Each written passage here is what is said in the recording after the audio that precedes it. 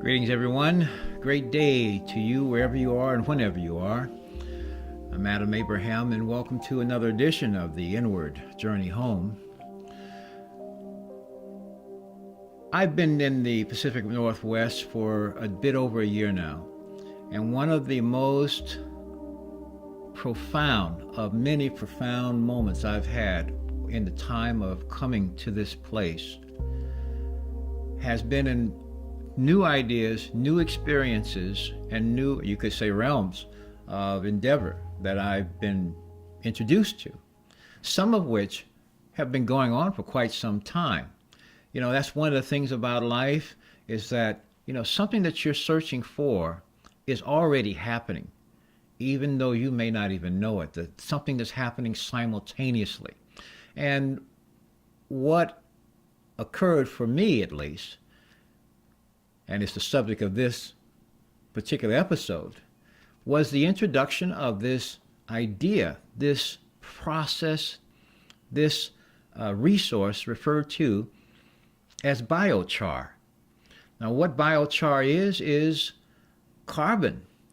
It is actually the result of burning organic waste matter. Let's say you just finished harvesting. You had a crop of this or that or whatever. You've harvested and got your stuff. Now you got a whole pile of stuff, waste that you didn't use. This is fodder, if you will, for burning in a specific way so that you're not just left with ashes and of little value, but you stop it at a certain point. You burn it under certain conditions, stop it at a certain point, and what you have left is this black stuff. This black stuff is carbon. It's referred to by most as biochar. It's charred stuff. It's something that can break up, but it has amazing value. And it is to the soil, to many different areas, as it turns out. So our talk today, in fact, so that's what I've learned, and I've done some videos. I will continue to. Today, I want to introduce you to a friend, as well as, for me at least, definitely a pioneer. He's been in this realm of biochar for a good number of years. And in fact, he's the founder of a company called Olympic Biochar out of Port Townsend, Washington. And his name is Francesco Tortorici. So without any further ado, let's talk to Francesco. It is a pleasure to be here. And here, where are we? We're somewhere in the neighborhood. We're in Port Townsend, Washington. And we're about to have a conversation with Francesco Tortorici. Did I say that okay?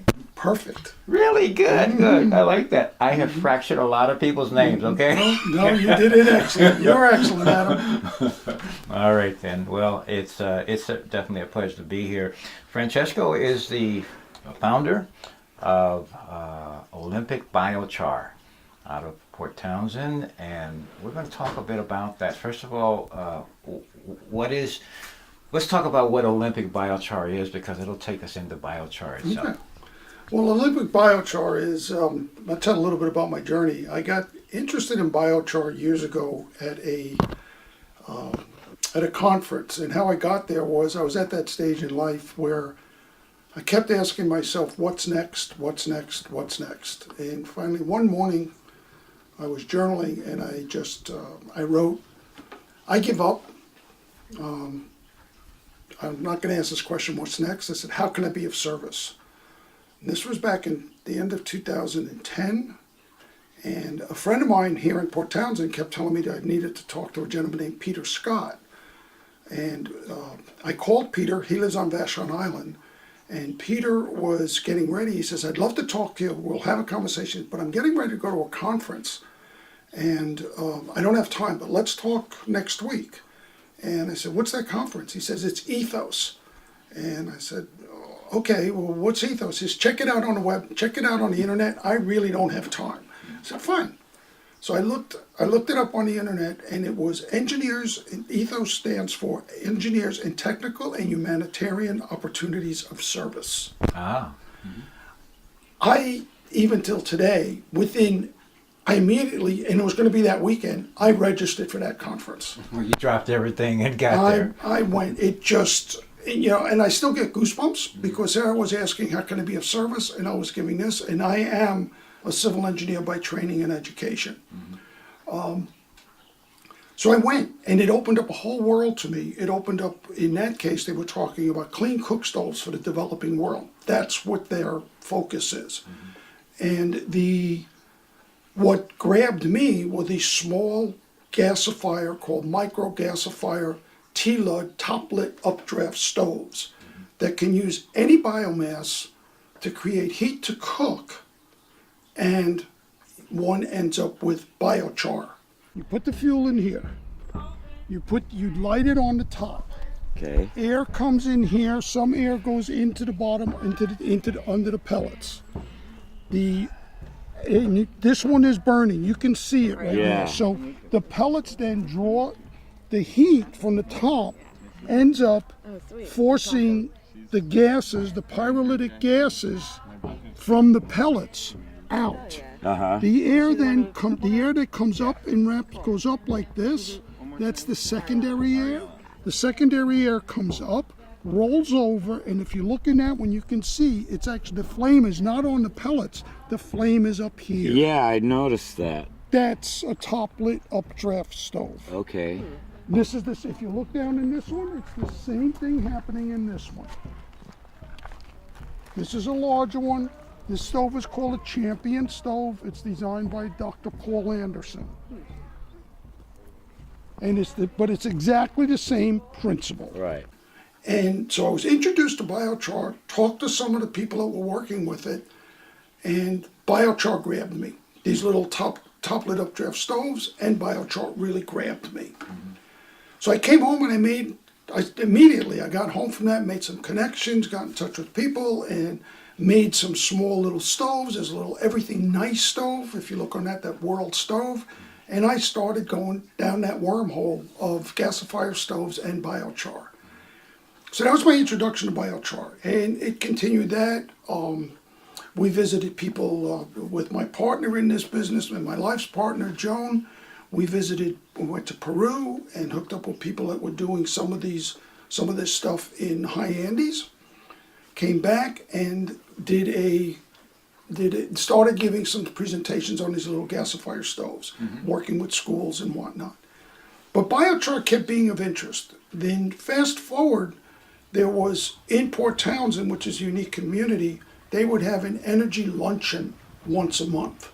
And at that energy luncheon, we had come in, and they wouldn't use anyone local. They would have some people coming from outside because they felt it would give more credence.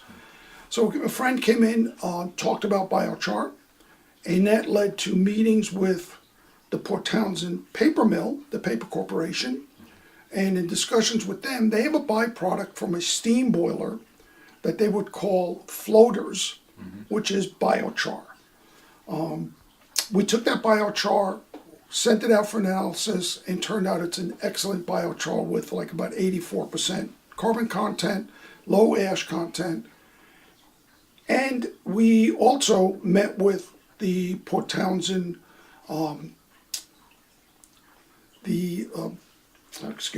it was the port of Port Townsend. And at the port of Port Townsend at that time, they were having some issues with exceedances of zinc and copper from their stormwater runoff. One of the properties of biochar is removal, the capture, because of its negative charge. It will capture and adsorb zinc and copper, which were what they were exceeding. So we made a small a pilot project, built one tote, installed it, and found out that the zinc and copper was coming predominantly from metal roofs, from corrugated metal roofs, and actually the largest contributor of their pollution was chain link fences. Okay. It was actually larger than anything else. So we made this downspout filter, which took the Excuse me, that's leaching. The chain link fences are leaching those elements, what, into the soil? well, Are they'll, they? they'll leach it onto the ground, which then go into the soil. Right. And for the most part, if you're somewhere, yes, it does get into the soil, but the port, because they're on a water body, obviously. So the Department of Ecology has stringent limits for what they can discharge into the bay, because zinc and copper, it ends up affecting the fish, and especially they possibly end up with whirling disease, and I'm not all up, but it is detrimental to the fish populations.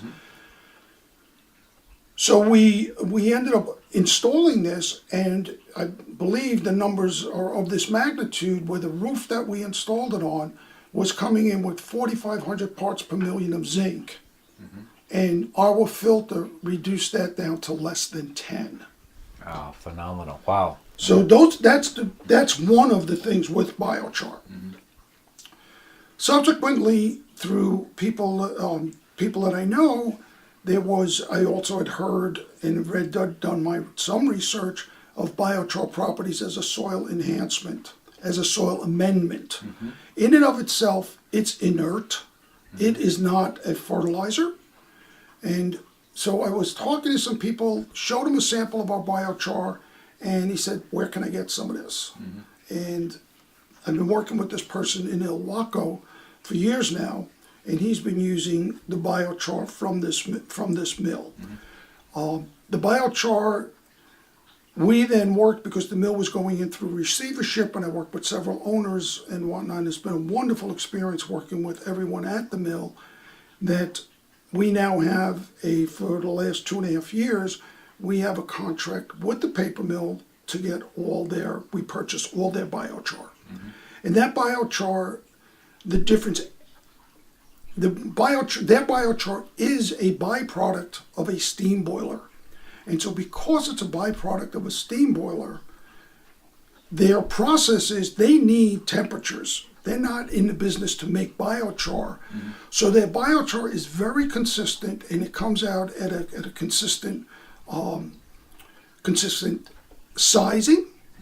And what's in it, the carbon content, the mineral content, is consistent from year to year. I've done a total of 3 tests on this over the past few years, and every time it's identical, plus or minus minimal amounts. One thing that you said, just getting back to the zinc and the other elements that were showing up, is it correct to say that those elements in that form are positively charged? That is correct. Okay, so biochar is negatively charged, and it will attract anything that's positively charged. Exactly. That is the point I want to make. The attraction is due to the charged state, the predominant charged state of what's there, the pollutant, let us say, and the fact that we are adding something that has this predominantly negative charge, and then there's an interaction with that. Correct. Okay. That's 100% correct. Okay. And in biochar itself, if one were to look at biochar under an electron microscope, the pore structure, it is mostly air, and it's very light substance, and the surface area is immense. You can put a tablespoon in the palm of your hand, and that tablespoon, and I've heard varying accounts, but at a minimum, it would have as much surface area as a football field. And that allows how much can be attracted to it, and can be adhered, because it's the process of adsorption, not absorption. It's not in the biochar, it is attached to the biochar on the outside. Exactly. Okay. And that bond is fairly strong. So unlike other in a stormwater environment and in a treatment environment, unlike some other things that one can use, once it's attracted, it won't leach away. So one knows, and we're still in the process of determining what is the lifespan of these filters, and there's some varying varying takes on it. A couple of scientists have said, one of them, Paul Taylor, He said because of the surface area, he would imagine they would last 10 years. Hugh McLaughlin has looked at it. He said because of the fact they're in a water bath and there are different not mold but the algae, that the microbes in the algae, he said there's a good chance you may never have to replace it because it will the algae, like a supermarket for them. exactly. So I don't know. It's out. The filters are installed, and the port is in the process now of going back. We installed 20 filters, and they're going back now to, this was 3 years ago, and they're going to retest to see what the efficacy of these are. So that's the one on the stormwater side of it. Wow, that's amazing. And what you are saying in a lot of ways is that I think in terms of applications, there are quite a few applications, a few places where the addition, the introduction, or reintroduction, as the case may be, of carbon in this form actually would, well, perhaps have more. There's a lot more to be gained out of this in terms of benefit.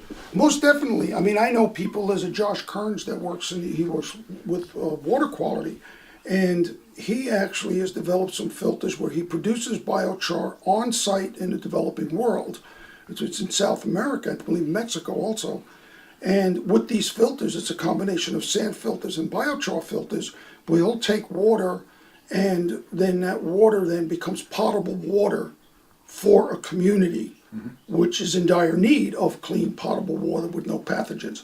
So it's a combination of filtering out sediments through the sand filters and then polishing it with a couple of biochar filters. And he's actually producing the biochar on site using materials on site. So there are all those applications, and biochar has many diverse applications. It is, in my opinion, what we call it, an inexpensive activated carbon, and many people use activated carbon. One of the things, if someone has ingested some toxin, some poison, you go to emergency room and they give you carbon to take care of that. So it has the same properties as an activated carbon. Well, they give you a big bill too for doing it, but I know what you mean. That's certainly, another story. Yes, it is. Yes, it is. Right. And so what, for me, and to get back with Olympic Biochar is, with Joan, my partner, we're really passionate about biochar. And whether one produces biochar themselves or purchases biochar is irrelevant to a certain extent to us. We feel that the use of getting biochar in the ground, using biochar, because once one puts biochar in the ground, it then, it has some of the same properties where anything that's charged positively will get attracted to the biochar in the ground. It also, because of that open pore structure, it becomes a home for other carbon, and it becomes a home for bacteria, microbes, and it helps the earth regenerate itself. It becomes this home for life in the soil. And it's the sort of life that we discovered biochar probably around 2008, 2009, because it's not something new. Let me just turn it. So basically, you're talking about 2008 or so that you. Yeah. That we here in the West discovered biochar, and if one were to Google terra preta, the India, or just terra preta, they found in the Amazonian jungle in Brazil biochar that the indigenous peoples were making biochar. It's been carbon dated to 4,500, 5,000 years old. And those soils are still fertile. Those soils are actually, in some cases, the soils are they're being mined and sold in big box stores in Brazil because they're still fertile. And it's not only in South America, but they've found it in Africa. There are communities in Africa that have this dark earth, And when they ask the indigenous people, how long have you been here? Their response is, well, our earth is this deep or this deep. And so they have a different relationship with Mother Earth, and they preserving life in Mother Earth. And so it's something that we've come upon relatively new, and its possibility of what it can be done, what it can be done for soil health, regenerating the soil, and what's very to the forefront today is carbon sequestration. And carbon sequestration, because when one were to take, one can carbonize, one can pyrolyze any biomass, and by that I mean a woody biomass, a grassy biomass. I personally have pyrolyzed bones, pine cones, olive pits, corn cobs, and with a good friend of mine, we actually used some cat poo. And when one is using a woody biomass, that essentially approximately 50% of the carbon that would normally be released to the atmosphere gets captured, remains in the biochar, which has a half-life, I would always say 1,000-year half-life, but I've heard recently that that is more like about a 3,500-year half-life. Okay. So it's somewhere between 1,000 and 3,000-year half-life, Uh-huh. which means that it just stays in the soil and keep giving.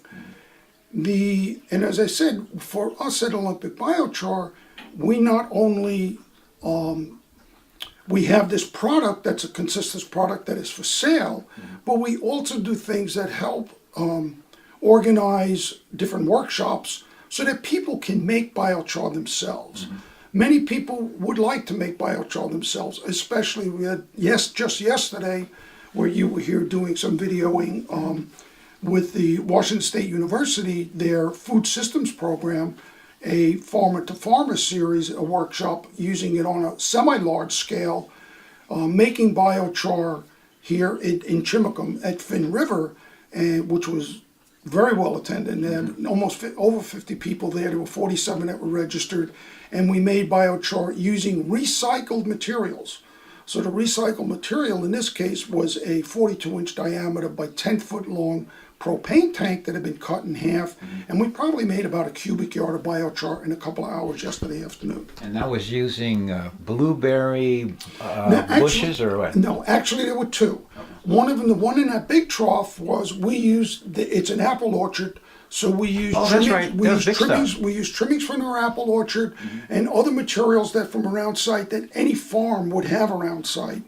And then another one, this Finn River Farm, also produces blueberry. They're a large producer of blueberry. They've been, for the last several years, been working with them. They collect their blueberry trimmings every spring, and they end up with a mountain of these, which I can get you some pictures on. And just in the last 2 weeks, they took the trimmings from this last year, and they produced 500 gallons of biochar, which is 2.5 cubic yards of biochar made from their blueberry trimmings. What they used to do in the past was just put a match to it and burn it and release all that carbon in the atmosphere. So now on their farm, they're making biochar and they are incorporating that biochar on their farm. They incorporate it in different ways. They incorporate it both in their plantings, mostly with their tomatoes right now, and they have in the past, and they were going to be doing it a little bit more this year, of using it with their chicken production, because they have chicken egg production. And what it does when it's in where they have the chickens located, put the biochar down. The chickens will, in some cases, eat it because that's what chickens do. They'll eat grit, they'll eat gravel, and as it gets processed and they poo on it, and when they poo on it, the ammonia from the chicken, the nitrogen from the chicken manure, gets adsorbed, again, the same way like we did with the zinc. The nitrogen gets absorbed onto the biochar and does not release into the atmosphere, so it reduces some greenhouse gas emissions. And what it's doing is also what we like to say charges the biochar, because biochar some people have described it as, it's like a big battery. And a battery without a charge, as a friend says, is dead. So biochar without a charge is essentially dead. It's just a piece of carbon. But as it absorbs these different nutrients from and becomes this home for the microbe and mycelia, it is then able to give back to the plants. It also has the ability to retain moisture. And that, especially when we talk about with climate change today, it has the ability, as counterintuitive as it is, to both, if you have a flood stage, a high rain event, it will keep things from flooding because it will absorb the moisture. And then in the drought event, it will give that moisture back. So there are examples on where one can see farmers in Kansas with their corn crops. One would look at a conventional corn crop, just the way they do with NPK application and biochar application, standing in a field in a drought situation where the corn in the conventional was this tall and the corn with the biochar was this tall, because the moisture in the biochar is giving to the plants while there's lack of moisture from rain. So it almost sounds like it's the sort of thing that's too good to be true.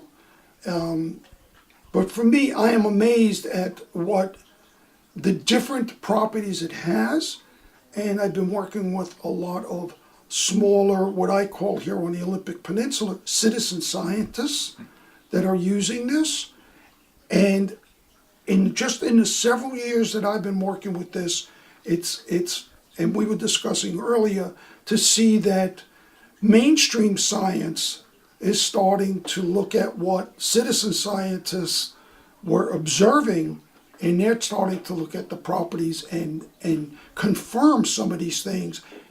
And we had two presentations by two researchers yesterday, and they're surprised. They're confused as to why it's doing the things that it's doing, which I think is great that it's confusing. Yeah, they're asking questions now.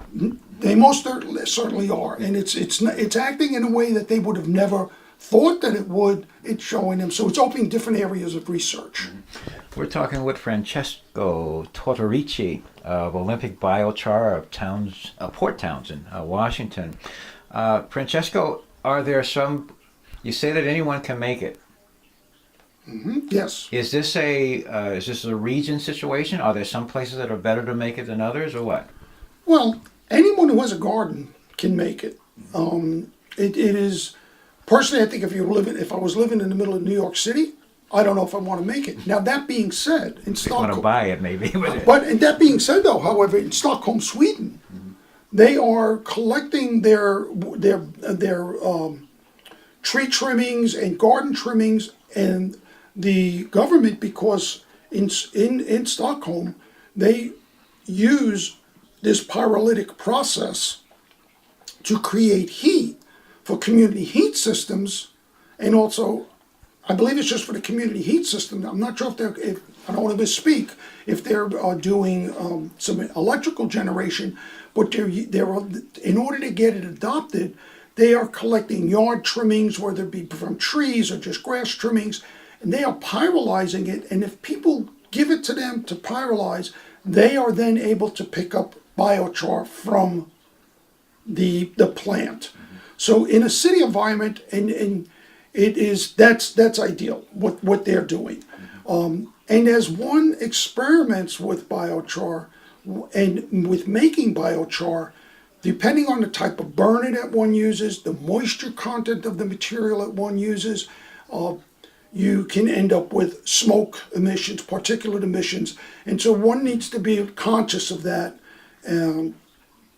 if one is in the middle of New York City. Obviously, if you're out a little bit for farm application or rural application, I know people that are making it themselves. Some people make it themselves, play with it for a while, and then say, this is great, this is a nice novelty, and my consistency in biochar is different from time to time. I just want to buy biochar. And that's where the one hand kind of washes the other in this, is that the awareness of biochar is coming out there, and then whether they buy it or whether they produce it themselves. Kai Hoffman Kroll, a farmer researcher that was here yesterday, I was at a workshop he did a couple of years ago, and his comment was, don't let perfection get in the way of putting biochar in the ground. And so if one makes imperfect biochar and you end up with, you haven't volatilized all the gases, so you have some hydrocarbons that are still on them. When you put them in the ground, that just becomes food for different microorganisms. So there is no, in my opinion, bad biochar unless it was made with some contaminated materials and wasn't brought to a sufficient temperature to volatilize those materials. Then I would be a little concerned about what one is using. So as an individual, if you are going to make biochar, then make sure that your feedstock is clean. It's no different than you don't want to use a Roundup sprayed grass clippings in your compost that you're putting on your food garden. It's the same thing. Be aware. Well, I guess people are coming to the place where they're starting to become aware that using Roundup is not the smartest thing to do anyway, but that's coming along as well. But it gets to the question of feedstock. What can you make biochar out of? And the other question associated with that is, you mentioned the word pyrolyze.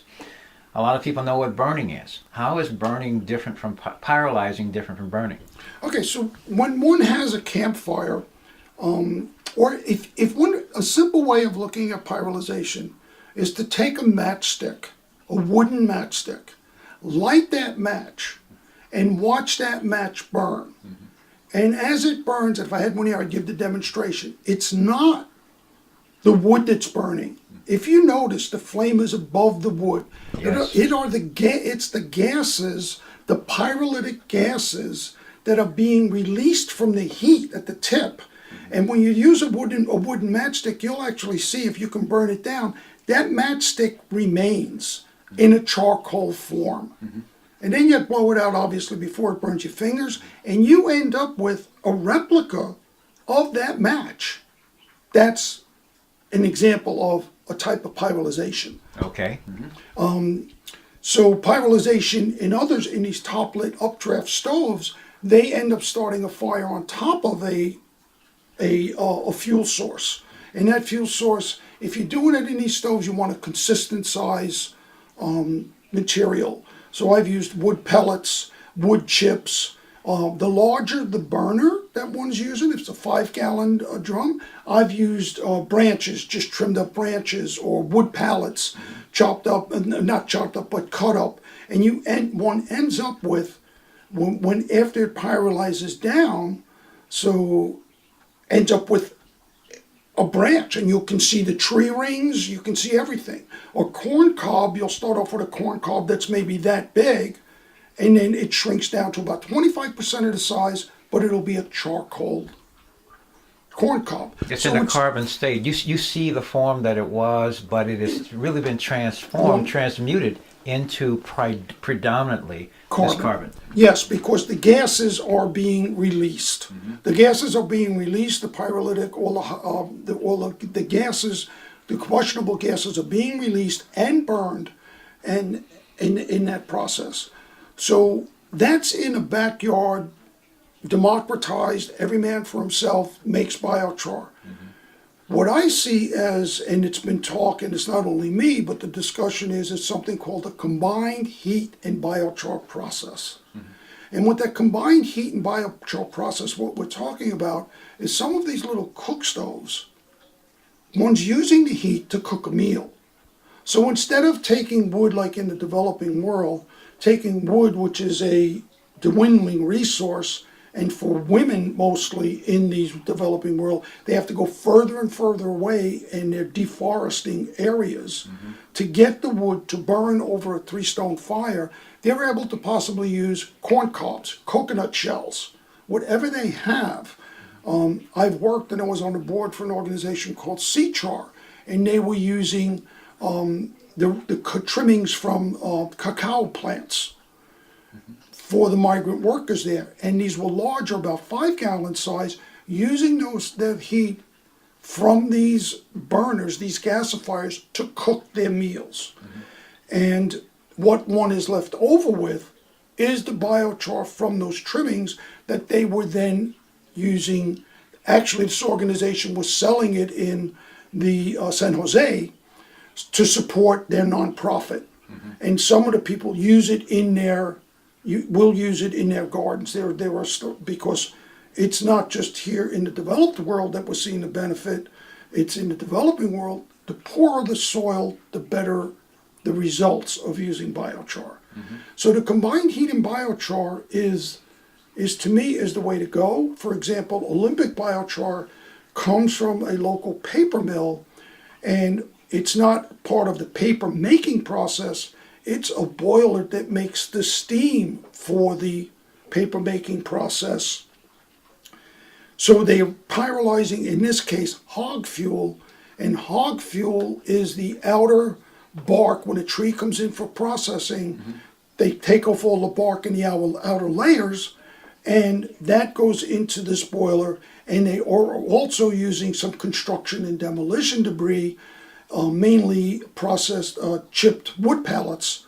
And this debris it goes through, it's not just the full wood pallets, but they're sourced from companies that certify that they are, there's no treated lumber, no lead-based paints, and any other material that's in there. The gases are such, and getting a handle on the gases, but it's somewhere between 1400 and 1700 degrees Fahrenheit, and all they're pyrolyzed and put out. One of the advantages of getting an industrially produced biochar, amongst other things, of the consistency of the biochar, you don't have to work it, it's a small particle size, which is perfect to put in the soil, is that the regulations for air emissions at these commercially placed, produced biochar, is that they have stringent air emissions that they need to adhere to, and they are monitored.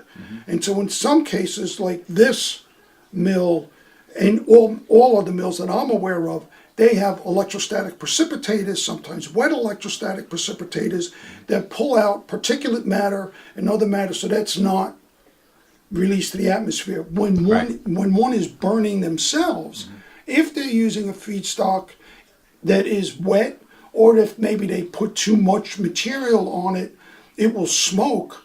We are emitting these when we're doing it. So at the example yesterday when we did these burns, everyone was impressed, especially some people that are really up on air quality, at the cleanliness of the burn. Yes, I'm a witness to that. It was very, there was not much, you would say smoke, the smoke off, so to speak, at all. Very much so.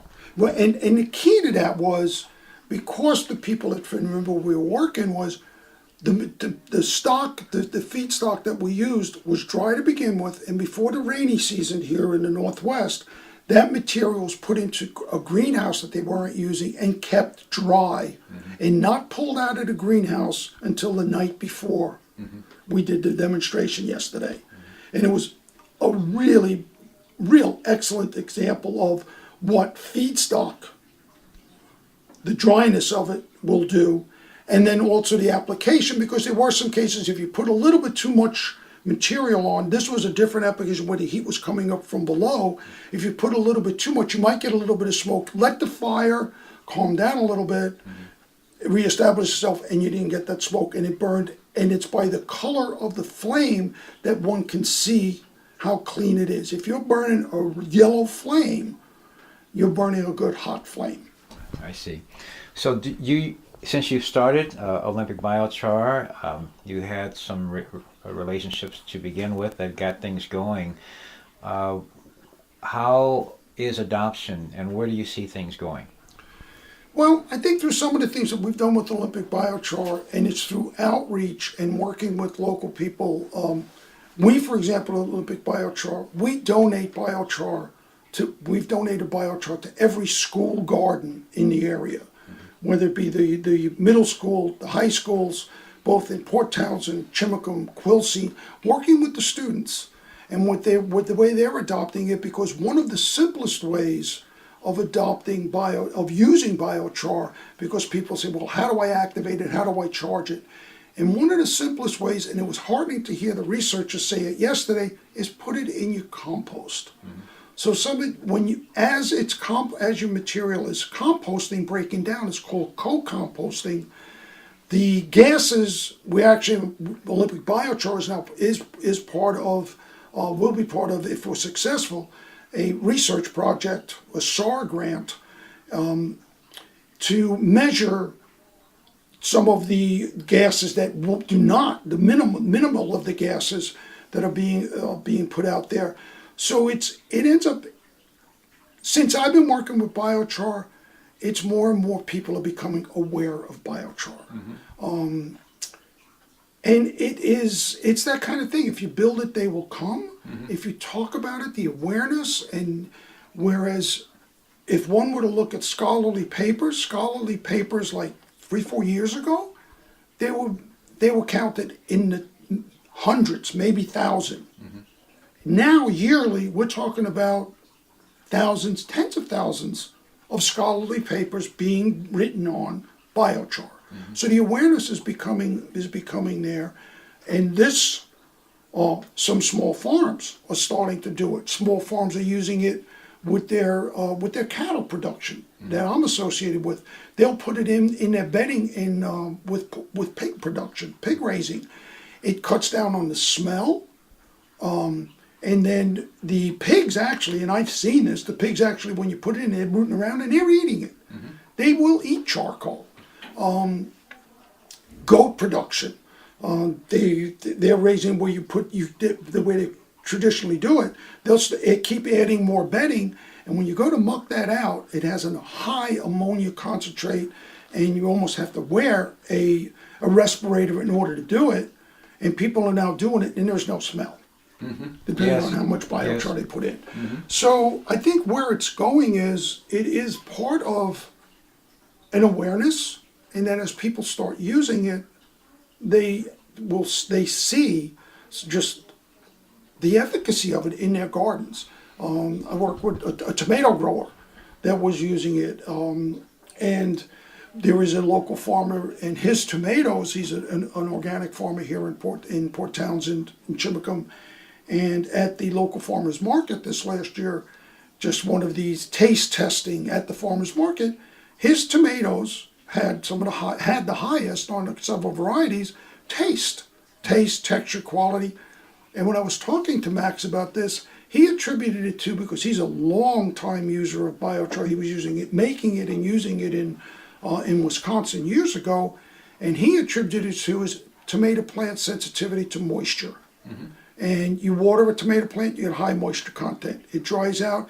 With the biochar in there, that moisture availability to the plant is consistent.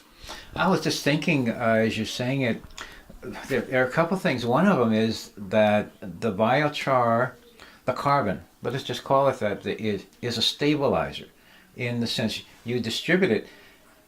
It's not something you have to, depending on how you do it, it's not something you have to administer every year. This is something that you just need to administer and reintroduce to the soil environment. But then it's like a heat sink. It's a life sink. It's an energy sink in some kind of way, that it helps to stabilize things, that the life that's within it, and that includes plants and whatever else, they don't have they respond by actually being much more vibrant, much more productive, much healthier. Those seem to be the ongoing perennial results of doing this. Well, it does, and I believe, and there are certain books that have been written about this, and I think what it is that we're reinstituting life in the soil. What our modern agriculture has done is created a sterile soil, and so if there's no life in the soil, then I'm no scientist, but there's no life in the plant. I mean, it looks good, it's a tomato, but everyone's eating a tomato that tastes like cardboard, or they're not produced for that. So by reintroducing the life in the soil, and the biochar then becomes something that ends up nurturing that life in the soil and giving back every year, as the example that one of the examples we started with, that they've carbon dated. I've seen some carbon dated in Peru to 8,000 years old. So that's telling you that carbon, because there are different types of carbon: labile carbon, and a recalcitrant carbon. Biochar is a recalcitrant carbon. It's a very hard, durable carbon that remains. Plants, soil need labile carbon also. And so that one gets through the normal decomposition process, and the relationship between the labile carbon and the recalcitrant carbon is actually, I heard something yesterday that was presented, and I need to look at more, is that they have this labile carbon, a percentage, and then just by adding a small percentage of biochar, recalcitrant carbon, then the sum of those two, when they go back and measure, is actually greater than those two carbons. I have to go back, I have to really look at that. But these were two researchers that were saying yesterday that this is something that they've observed. It's surprising them because they've never thought that is, but they're seeing it with some of these meta-analysis of data. They're not the only ones observing this. So this is real exciting to me, of that relationship between this long-lasting biochar recalcitrant carbon and the labile carbon that comes through the normal decomposition process. So it's, yeah. So basically, as we look at it,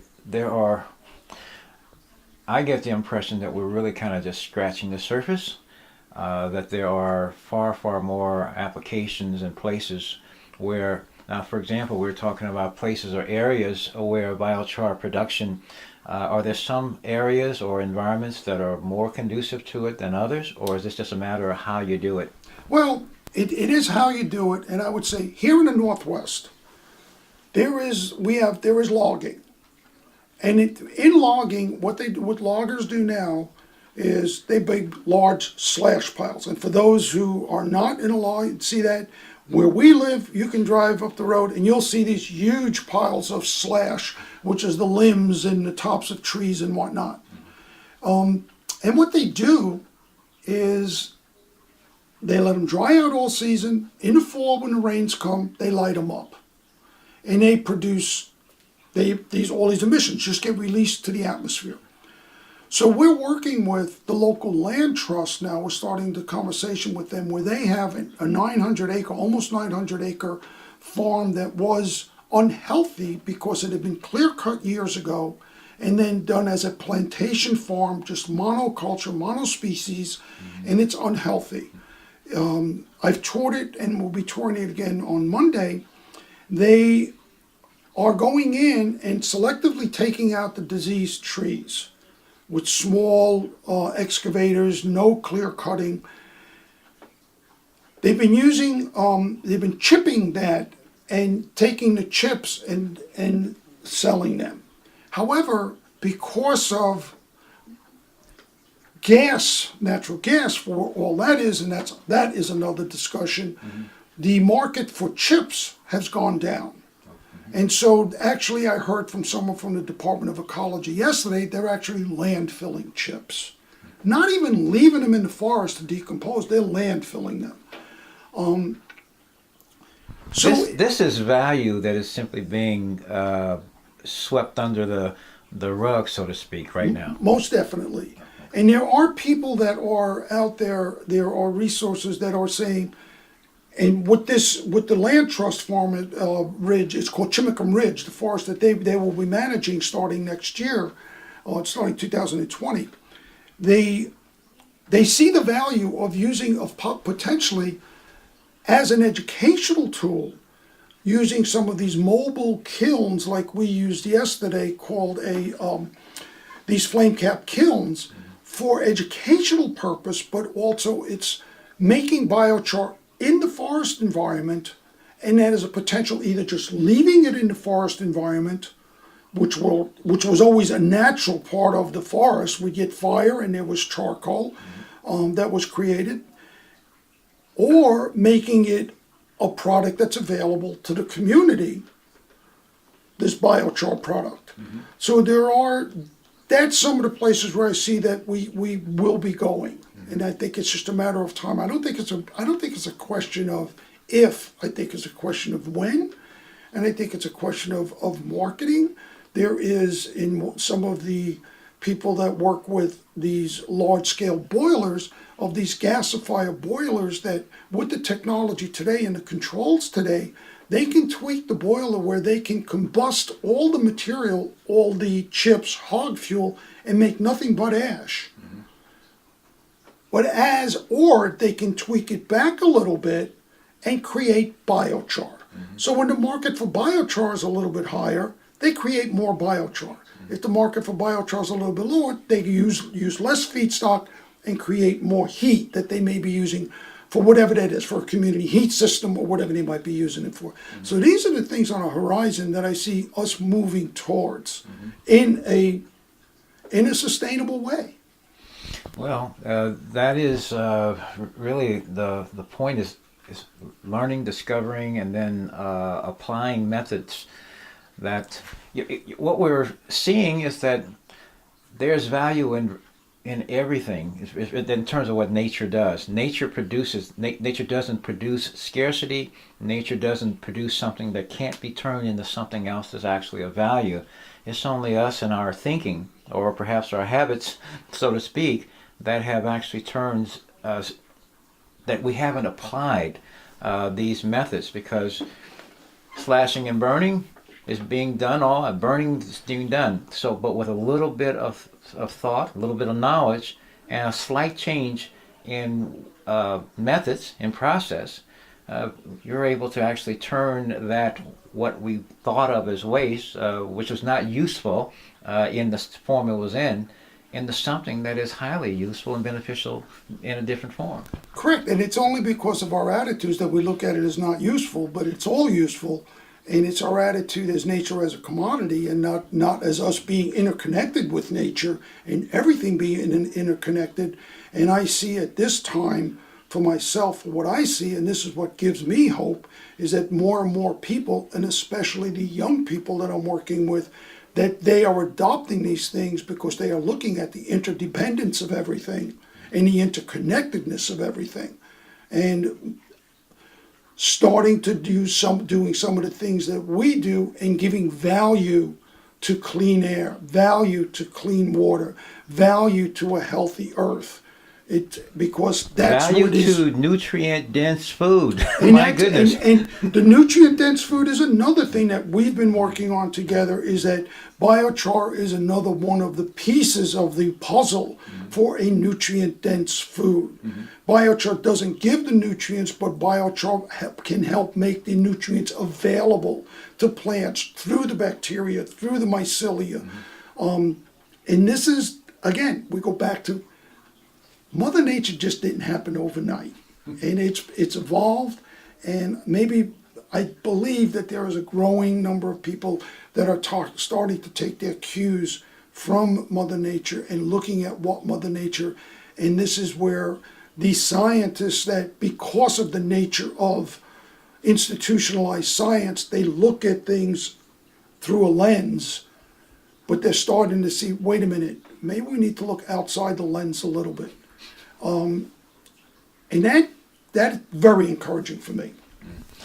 Well, I thank you for what you've done, what you are doing, and what you will be doing still, Francesco Tortorici. And I want to thank you, Adam, because Adam, what you do of getting this available to a larger audience, and the things, just what you did yesterday, getting this little workshop that was done here that can get spread. I mean, please, thank you. All right. Website is olympicbiochar.com. olympicbiochar.com. All right. Thank you so much. Thank you, Adam. I hope you enjoyed our visit with Francesco Tortorici. With Francesco Tortorici. He's going to have fun, because I'm not going to cut this. He'll have fun watching this. But the point is, learning about seeing not only his passion. The fact of the matter is that the biochar, the carbon, the recarbonization movement is afoot it has been going on. While I was learning about water, as I'm holding on to my vortex generator, my PW100, and I begun evangelizing about water and now producing a solution for, I'll call it a flaccid water state that we tend to be in. Francesco was doing and is doing the same thing in the realm of recarbonization and the production and making biochar available. Because one, it's a lot of work involved to actually produce it. I've learned that by participating in a number of burns now and seeing what's involved. But there is a huge, huge need for what biochar does.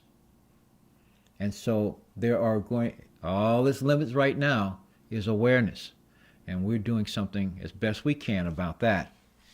So if you have any more interest in biochar, whether you're in the Pacific Northwest or not, contact Francesco, and let's continue this conversation.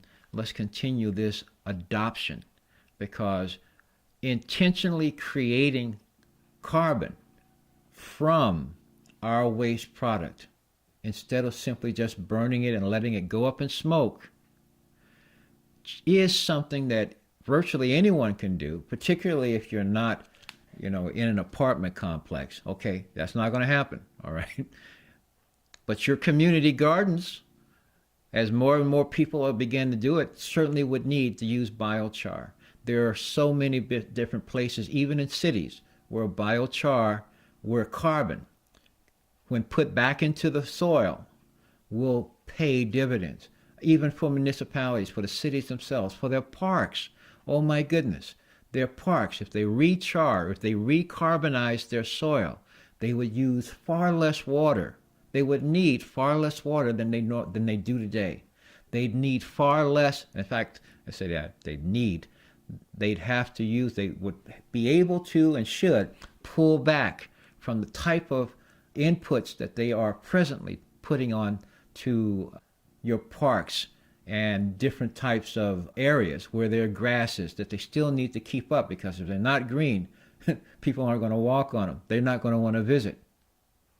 That green does something else therapeutically for life, for people. That green does something for the environment. You can't simply just spray paint a lawn and have it do the same thing.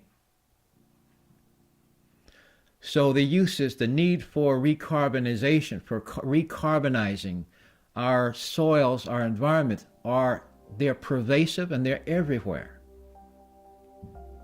So yeah, there's a need for what this stuff is what it does. There's a need for our awareness, and there's a need for our commitment to actually doing something about it. And with that, I do salute Francesco and all the people that have helped me learn more about this process and want to spread it as well. Along with, great water, okay? Something like that. In the meantime, thank you for watching, thank you for caring, and thank you for the action that you take to make your environment a better place to live. Not only for you, but for those who come next. What they get is up to us. What they do is not up to us. Talk about their being the future. No, we are their future. And what the future they have is on our hands right now. Please think about that. Until next time, peace, be well. I love you all. Thank you for tuning in.